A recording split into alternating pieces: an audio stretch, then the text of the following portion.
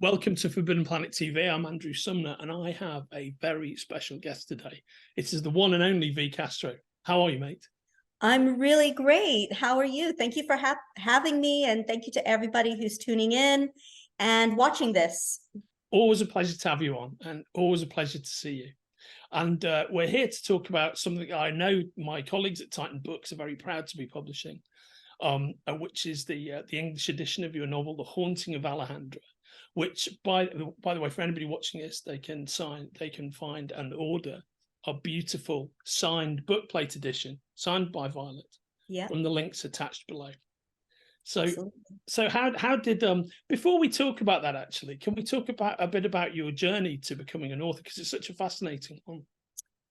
Yeah, for years I was a stay-at-home mother, and raised my children, avid reader, and I reached a point in my life where it just wasn't enough. And I always loved storytelling, always loved horror and science fiction, but it wasn't something I saw for myself until I kind of reached this almost existential crisis. Like, what am I doing? I love my children, my family, but there's this huge void there.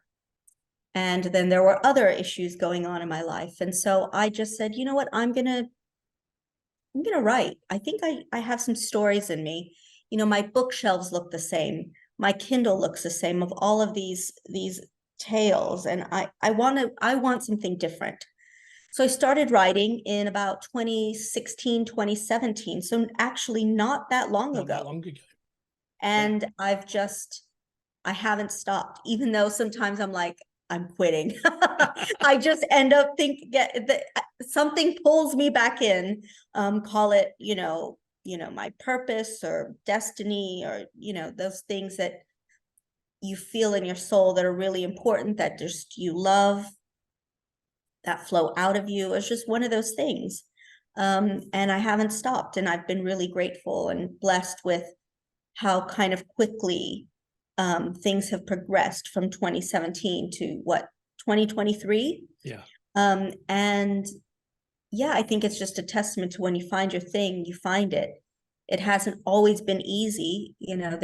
Publishing is not the easiest of industries to break into and also stay kind of, I hate to say,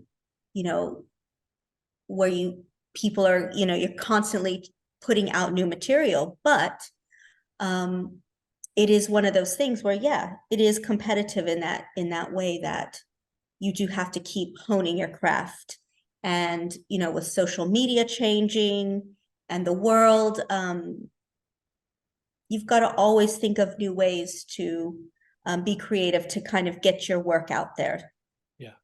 I think that's something that you're highly adept at, and it's a pleasure and very impressive to watch. I think that energy that you have on the page, your written word, that propulsivity that your fiction has, it's kind of matched in your personality. Because when we've met off screen at various book events or what have you, one of the things I've always been impressed by is how you interact with your fans, and the fans of your work, and the incredible kind of positivity and energy you have with the people who love your work, and indeed with your fellow authors, which is a gift that not everybody has. Yeah, I mean, I think, you get what you give. And if you're giving out nastiness to other people, causing drama, you're just going to get that in your life.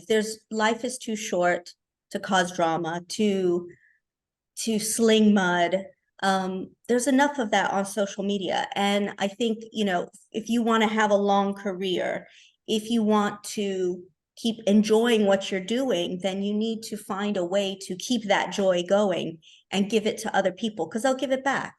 And so, yeah, for me, I love the readers, because again, it is competitive. There are so many books out there.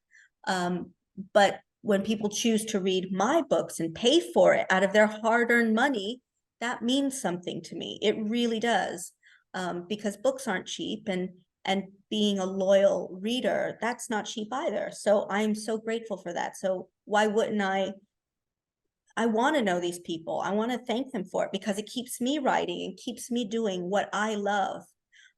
So for me, that's important to make those bonds with readers, but also with other writers. Again, I don't need to cause drama. I don't need to one up anybody. For new writers or anyone who in the industry, I say, stay in your lane. You know, you should be your biggest competition. And for me, I'm harder on myself than anybody else could be. You know, if you stay in, focused on what you're doing and you see yourself as your only competition, you're going to go further than competing with other people because you're going to be too busy comparing, being negative, spiraling, that you won't do the work. And that's what's going to get you far, is putting your head down, being creative, doing the work. So that's something that's important to me. And I'm always telling new writers. I couldn't agree more with that. I mean, it's like that. It's like that phrase that I believe incorrectly attributed to Kurt Vonnegut, which is part of a whole piece that's brilliant, but is not written by him. Was attributed to him for a long time. But one of the things he says is the race is long, but it's with yourself.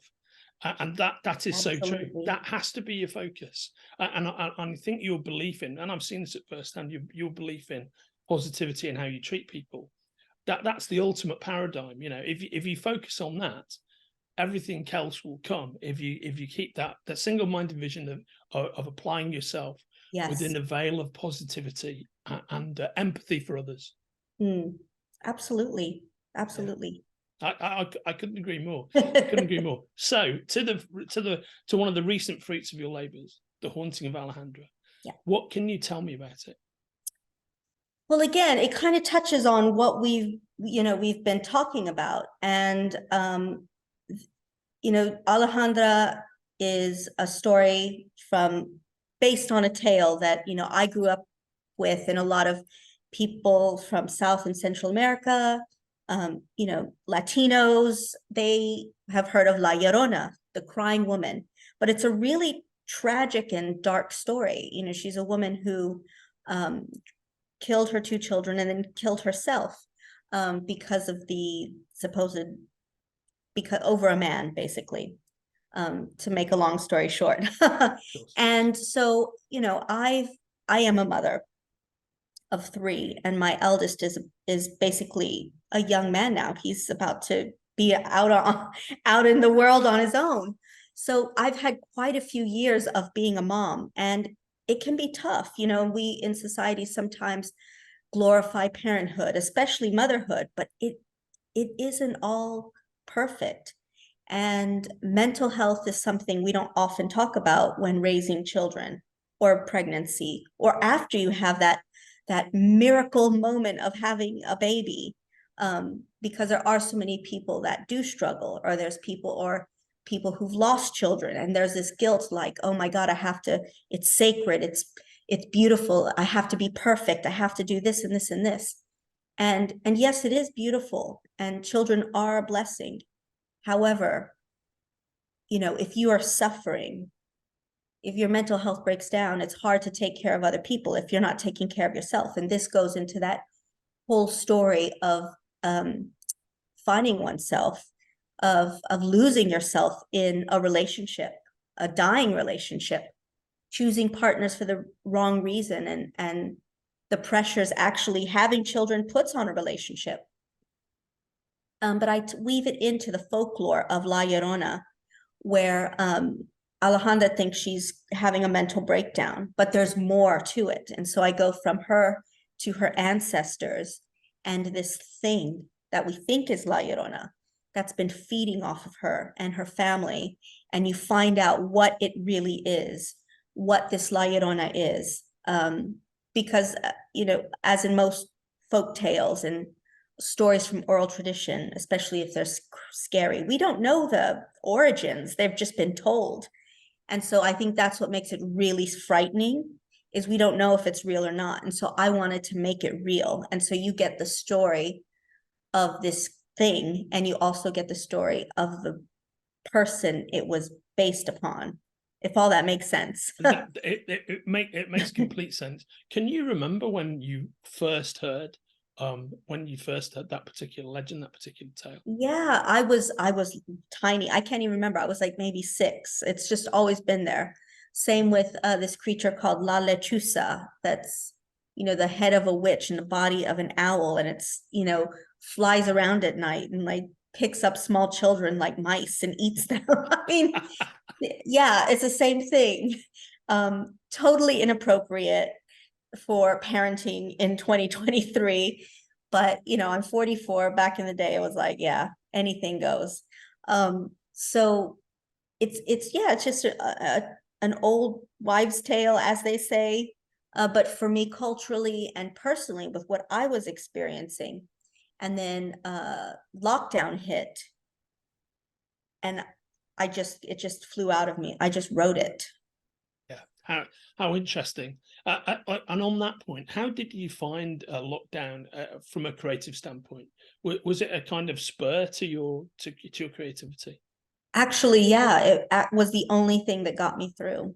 Yeah, it was like my only thing. My relationship was broken and breaking down. I had children at home to homeschool, but they were young enough that it was kind of like, okay, today our schooling is outside and picking flowers.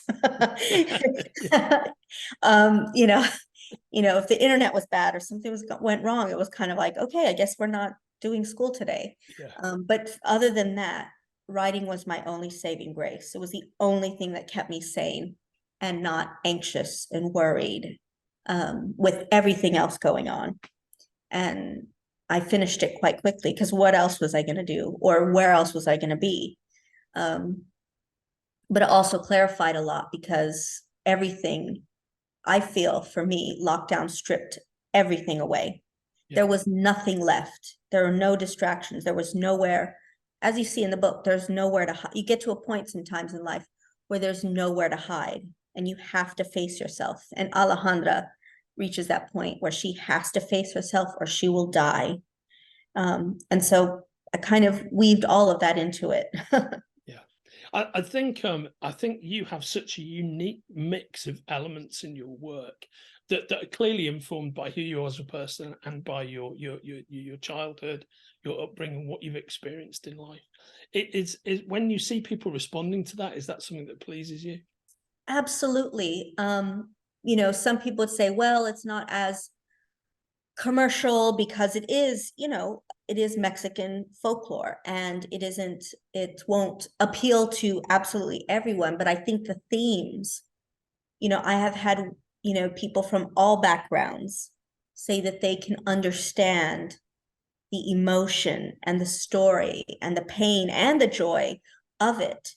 And that's important to me, that people, especially young moms, who are like, oh my God, I feel seen, like this, certain things I say, certain things certain scenes in the book, they're like, yes, thank you for saying that. And to me, that's just means a lot, because then it can be lonely being a parent. It can be lonely being a mom, because it's not always great, especially as kids get older and you have to discipline. And for me, I'm glad people can relate to it. And I certainly know people from all backgrounds can relate to it. Yeah. I mean, I think the transition from early youth to mid-youth to adulthood, each stage brings its own set of challenges as a parent, right? Yeah. So, I've been through those changes myself, as you know, and it's I think it's a very interesting thing to experience, and it's a very powerful thing to experience, of course, because it's the genetic imperative, right? That's where we are, raising the next generation, but it's fraught with different challenges at each turn. Completely. Yeah, but the way you use all of those kind of themes in your work, I think that's such a fantastic and very healthy outlet to have. Yeah, and I think also, one of the things you want to do as a writer and in a book is you want to connect with people. You want to connect. You want them to empathize with the characters, but you also want readers to know that you empathize with them. That you're telling them a story and you're drawing them in. And the things that are going to draw them in are the emotions and the characters and the story. And so that's another element that I think you need to, cue into when you're writing a story, and it has to come from the heart and from the soul to a certain extent. Otherwise, it'll fall flat. Yeah, I think that's very well said. And the Haunting of Alejandra. Sadly, I can't say Alejandra as Oh, it's fine. You say it fine. It's fine. The Haunting of Alejandra is available in a beautiful edition, signed bookplate edition, signed by V, which is available right here at the links attached from Forbidden Planet online, and also from all our stores throughout the country. Titan Books, myself, Forbidden Planet, we're all very proud to be involved with this beautiful piece of work. And speaking of beautiful pieces of work, we've got a real treat on the horizon, because we've got next of your novels publishing in May 2024. I think that's when it's currently due to come out, again from Titan Books. Yeah. And that's Immortal Pleasures. Now, I'm sure that what a beautiful title. I'm sure we'll get more into that when it publishes, but what can you tell me about it right now as a little teaser, V? Well, it's very different to The Haunting of Alejandra. I know this. So basically, if you're a fan of 50 Shades of Grey, anything Anne Rice, Twilight, it's basically, but also historical fiction. It is a very steamy tale. So anybody who wants the arc or picks it up, you have to know that this is 18 plus, and you do have to expect. And it really is. It really is as well. It's a perfect evocation of another part of your persona, no doubt. Absolutely. So all of those comps that I just gave you, if you're into that, you have to pick it up. But basically, it's the main character is a woman who really lived. Her name, she went by La Malinche, she was called, or Malinali. And she was Hernan Cortez's translator when he went to Mexico. And a lot of people have called her many things because of this. But again, if you're, given to someone, if you're essentially a slave, there's no way you can say no. And so I wanted to, and there's very little we really know about her life and her story in detail, because a lot of it was destroyed when the Spanish took over. And so I wanted to piece together her life as a human, but because she was such a fascinating and powerful character, I wanted to honor her. I wanted to honor her memory. I wanted to honor what she did. And I did that by then making her, extending her story, giving her a second chance. And the way I did that was through making her a vampire. How else? She, in real life, she died at 28 of smallpox after everything she did, which, a lot of people back then did happen, especially to the indigenous population. And so, you get to see all that, but then you also get to see her transformation and flourish and blossom. But, old grudges. And so you get, there's action, there's love, there's a lot of steamy scenes. Again, you get everything in there. So I hope people you can actually pre-order it now. Which please do. Pre-orders are really important for writers. And pre-orders are available from the links attached to our conversation. Yep, thank you so much. Yeah, absolutely. And if you do want to review it, NetGalley it's available there. Wonderful. And I'm telling everybody who's watching this, it's eminently worth reading.